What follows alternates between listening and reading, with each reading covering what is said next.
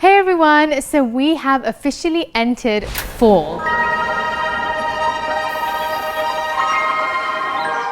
So I thought it would be really wonderful to discuss seasonal eating, what you should be eating during fall, what you shouldn't be eating during fall, and how we can really nourish our bodies to be optimal during this season. Now, Ayurveda teaches us that our bodies are not separate from nature. They are actually intertwined with nature. They are connected to nature, and actually we depend on nature for our health and well-being. But unfortunately, in these modern days, we seem to have forgotten that connection to nature and how we can instinctually harmonize with nature to really nourish our bodies. We can get any food that we want any time of the year, whether they're in season or not. And so it's actually stopped us or prevented us from knowing what is in season and what's not. What does our body need and what do we need to be eating at this moment in time? When we live in accordance to the seasons, it doesn't just nourish us in the moment, it actually acts as a preventative for any diseases, any health conditions in the future too. And so the first way to know how we can live seasonally, it's really simple. What is happening around us is also what's happening inside of us. So if you think about fall, it's a time of transition. You see the leaves coming off the trees and shedding, you feel the temperatures lowering, and it feels like snuggly season. And that's exactly what our body needs inside too. During fall, according to Ayurveda, it is the Vata season.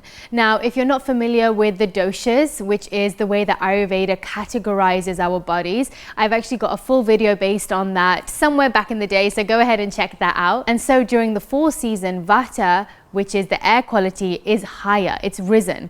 And so we have to be really careful with what we are eating to not increase that. In Ayurveda, it says that like increases like. And so when we think about the qualities that we want to attract into our body and that we want to ingest into our body, we are thinking of the opposites. And so when we think about Vata or fall, we're thinking airy, we're thinking light, we're thinking cold, and we're thinking dry.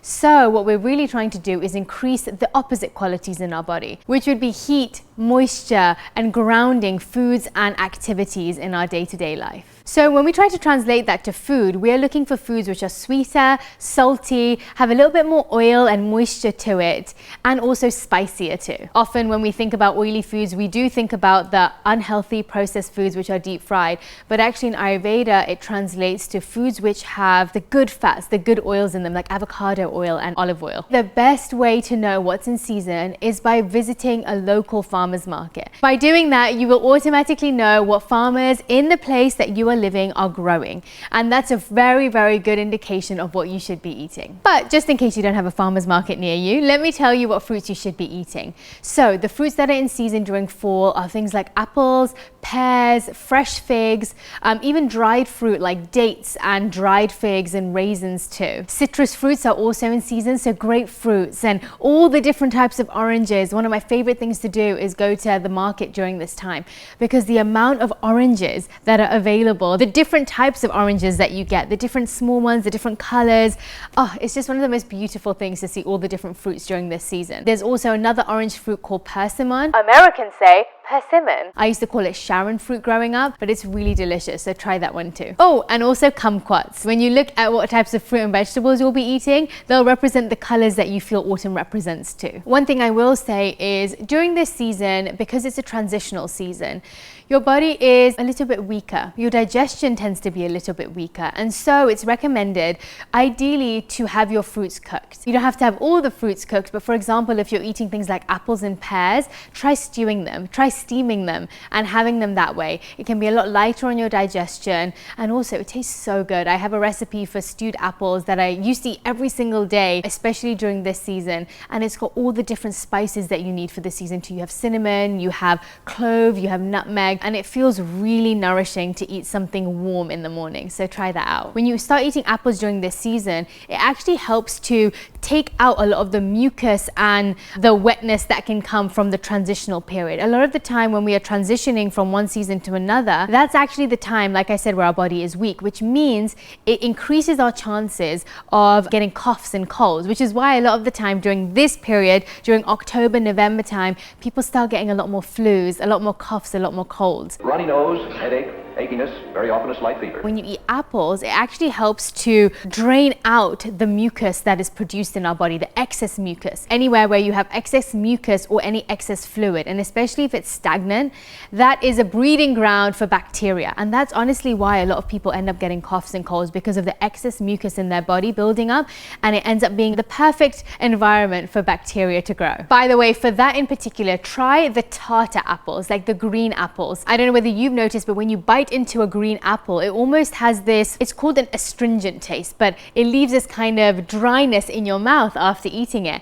And so that is actually the perfect apple to help with the mucus in your body. So now let's talk about the lovely veggies that are in season. Think about the colors. And when we think about fall, it's oranges and reds. And so every single squash that you can possibly imagine is perfect for fall time. So whether it's your acorn squash, your kabocha squashes, your butternut squashes, there are so many different types of squashes that you can try during this season. Try them all, experiment with them all. They all have different flavors, different textures, and I love going to the farmer's market and seeing all of them. They're all so beautiful, and even the outside, the textures are different too. But also anything with moisture, so zucchinis, they are filled with so much moisture and water. I even use a lot of zucchini in my stir fries or making soup from it. Fennel is another one that's in season. A lot of the root vegetables are in season as well. So beetroot, asparagus, turnips, carrots, and also bok choy is in season too, which is great for your stir fries. Vegetables ideally should be steamed and not eaten raw. We're trying to avoid salads this season. So let's talk about grains next. We need grains that are easier to digest. So we're going for things like basmati rice,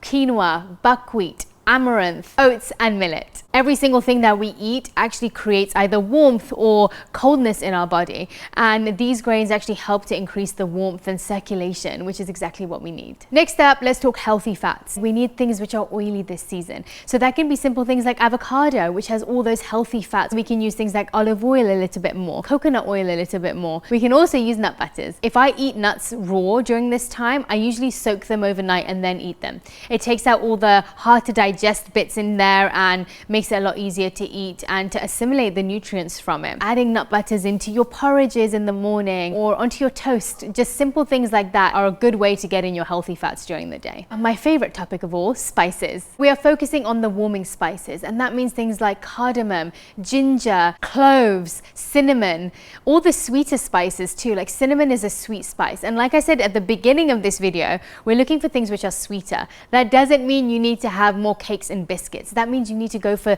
the sweeter vegetables like squashes, the sweeter spices like cinnamon and cardamom. And if you do want a cheeky sweet, you can also do obviously dates and fruits. It doesn't mean you need to have cake. I just wanted to clarify that. What I will say when I talk about spices, like I said, we want things that increase warmth, but we don't need to increase the spice level. When you increase chili or something that the spices that make you sweat, which usually are the green chili or the red chili powder, it actually dilates our blood vessels, allowing more cold into our body, increasing the chances of getting coughs and colds. And so it's not about increasing the spice level, but more so about increasing the types of spices that you are using and being specific about the ones that increase warmth in your body without dilating your blood vessels. Fluids. We need lots and lots of fluids during this season, but ideally we want warm fluids, or if not warm, at least room temperature. But if you are having fluids, try and incorporate a few spices into there. Have licorice or ginger tea, a nice warm mint tea.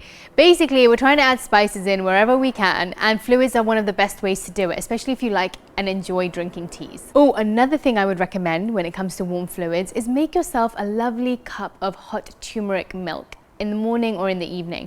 Add in whatever other spices you want. I usually love doing turmeric, cardamom, and a little bit of cinnamon in there, and warm it up with your hot milk, and it just feels so good to start your day with it. Or you can even end your day with it and add a bit of nutmeg in. Nutmeg is a great warming spice, but it also helps with sleep. So try having a warm, hot, milky drink as well during the day. It's one of my favorite things to do. Oh, you can add pumpkin spice in there too. Really good. Next up, we have our proteins. Now, as all of you, or at least most of you know, I am vegan. And so the proteins that I usually go towards during this season are my lentils and legumes. Whether it's mung lentils, whether it's red lentils or green lentils, dals are perfect for this season. A hot dal with ginger and cumin and coriander seeds, it's gonna be your best friend this season. So definitely experiment with your lentils, make yourself stews, lots of vegetables in there, just a warm bowl of just stomach comfort and a hug for your belly, basically. But you can also, of course, have soya, your tofu, edamame beans in there too. And lots of our vegetables provide us, especially during this time,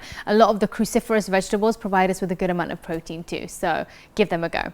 Now, when it comes to beans, one thing I will say with beans is, like I said, the air quality is high in our body. Now, beans, naturally, they make you fart, which means that they increase the air quality in our body. So we have to be careful when it comes to beans and legumes. And what I would recommend is, if you do want to incorporate beans during this season, which can be very lovely in a stew or a hot pot, especially things like chickpeas, soak them first. So soak them overnight and then use them. And if you are using it from a carton or from a tin, I would recommend soaking it a little bit before you eat it too, maybe at least 30 minutes in some hot water. So when you soak the beans, the nuts, or anything in the legumes, it actually takes out the phytates, or at least reduces it, which is what usually causes the gas and bloating in your belly. Let's talk about dairy next. Now, obviously, I do non-dairy milk, so I love almond milk. I often use oat milk during this season, especially in my drinks. It feels a lot more heavier, a little bit more indulgent. The two milks which are cooling are coconut milk and flax milk, which are the two I would probably use the least during this season. Cashew milk, oat milk, almond milk, any nut milk is going to be great during this season. Okay, so those are all the things that you should eat. Let's go over a few of the things that I would recommend avoiding this season. Raw foods and salads. If you do want some, make sure you use a lot of olive oils and, again, spices in your dressing, but ideally stick to your cooked veggies. They're going to feel a lot more nourishing during the season, and they're going to be easier to digest. Avoid your leftovers, your canned foods and the processed foods as much as possible. Again, hard to digest. Whatever is fresher is going to be better for you. It's going to increase the vitality in your body. It's going to give you a little more luster to your skin, your hair, your nails. Coffee and caffeinated tea. Now, I know I do always like a cheeky latte, I'm not going to lie, but why don't you go for a pumpkin spice latte instead? You don't necessarily need tea in there or coffee in there. Try and choose herbal teas, decaf coffee if you can. Avoiding these things will avoid stimulating your body too much, and also the acidity in the caffeine can irritate your stomach lining. Dry snack foods like popcorn, salty chips. Dryness increases dryness in the body, and your body is already feeling dry. Opt for something a little bit more moist for your snack. So for example, you could do like hummus on a nice piece of whole grain bread, almond butter with your stewed apples, basically anything that's not dry and makes you want to drink a lot of water after. That's a good indication that it's too salty and too dry for you. And lastly, spicy foods, and by that I mean chili foods. Foods with too much chili in them, like I said, dilates your blood vessels, increases the amount of cold that gets into your body, and increases your chances of colds and flus this season. Avoiding that, and choose for spices but not spicy. So I thought I'd end off by sharing what one day of fall eating would look like. And by the way, all of these recipes are on my website, so you can definitely go there and try these out. So for breakfast, I would recommend something like your chai oatmeal, or you could have a date almond and cardamom shake. For your snack, you could snack on some fresh figs or some soaked nuts. For lunch, you could try my spiced avocado toast or zucchini pesto pasta. And for dinner, you could try one of my red lentil dals or my mung dal, maybe with some roasted squash on the side and some quinoa. And if you want a cheeky dessert, oh my gosh, you can have everything from an apple crumble, a pear crumble, apple streusel, pear streusel. You can make like sweet potato cookies and butternut squash cookies too. There's just so many options that you can have this season. But that was one day worth of what you could be eating. And I've got lots of other recipes, which include squashes and all the other vegetables and fruits on my website. So experiment, try them all out. Let me know what you think. And if there's any dishes that you love making this season, share them in the comments. I'm sure other people would love to hear from you too. I hope that was useful. I'm planning to do another video based on the rituals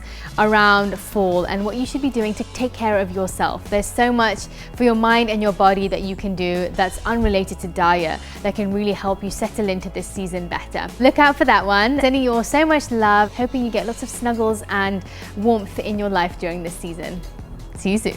If you like this video, or even if you didn't like it at all, you watched it, so like it. And leave a comment so I know who you are and where you're from, and what you didn't like or what you did like about it. Thanks, see you next time.